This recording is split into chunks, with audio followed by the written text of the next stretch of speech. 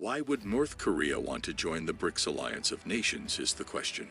Yes, there are several reasons, starting with political support, which they have never desired. North Korea has never had friendly relations with the United States or any other country. This is partly due to a lack of political ties or interference in their affairs. North Korea could benefit from joining the BRICS alliance. North Korea can strengthen its ties with global trade partners by joining the BRICS. The founding members of the BRICS, Brazil, Russia, India, China, and South Africa, account for half of global GDP and 16% of total global trade. The BRICS alliance was formed to promote global development. This benefits all of its allies. For example, North Korea joining would boost their economy by allowing them to access other markets around the world. North Korea's membership in the BRICS would boost its global standing. However, the BRICS countries oppose North Korea, condemn its nuclear test, and oppose protectionism. In 2017, Chinese President Xi Jinping opened a BRICS summit that had already been overshadowed by North Korea's nuclear weapons provocation. The BRICS, Brazil, Russia, India, China, and South Africa had gathered in the southeastern Chinese city of Xiamen, hoping to debunk claims that the group of major emerging economies was fragmenting and becoming irrelevant.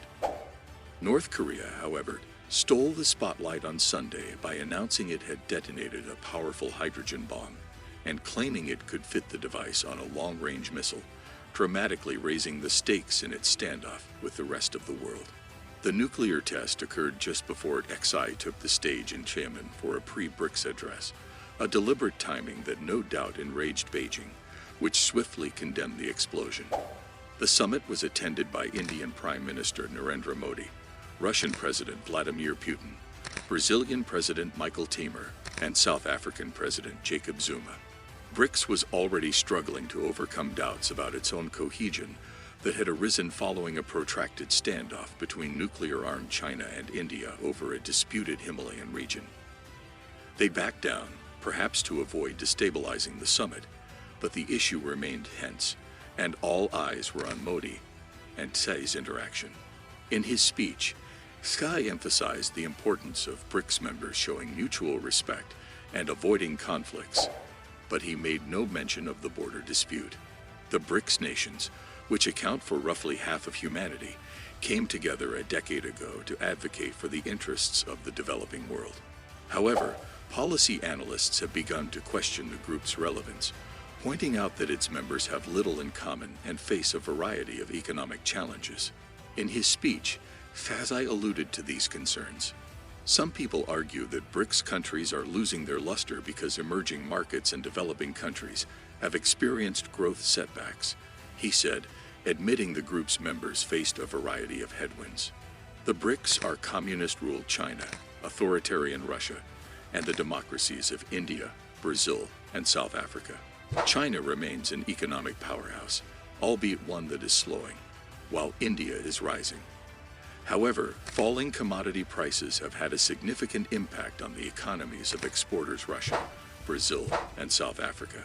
The BRICS' most notable achievement has been the establishment in 2016 of the Shanghai-based New Development Bank, envisioned as the developing world's World Bank that aims to be an alternative to the World Bank and IMF, both of which are perceived to favor the West at times and are essentially run by the United States.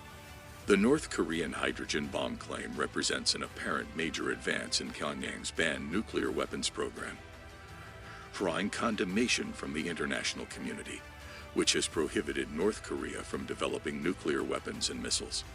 Xi and Putin met bilaterally and pledged to appropriately deal with the North Korean blast, according to China's official Xinhua news agency, without providing further details. China and North Korea are nominally allies, but relations between the two neighbors, always difficult, have deteriorated as North Korea has accelerated its nuclear and ballistic missile development under Kim Jong-un. Kim has purposefully timed his nuclear and ballistic missile tests over the past year to coincide with high-profile Chinese events, such as the BRICS summit in Xiamen, the Belt and Road Forum in Beijing, and the Xi-Trump Mar-a-Lago summit.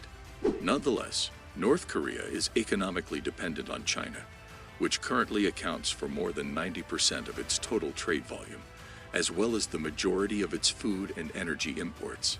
Despite tightening sanctions on North Korea, China remains an economic lifeline and has refrained from putting regime-threatening pressure on Pyongyang.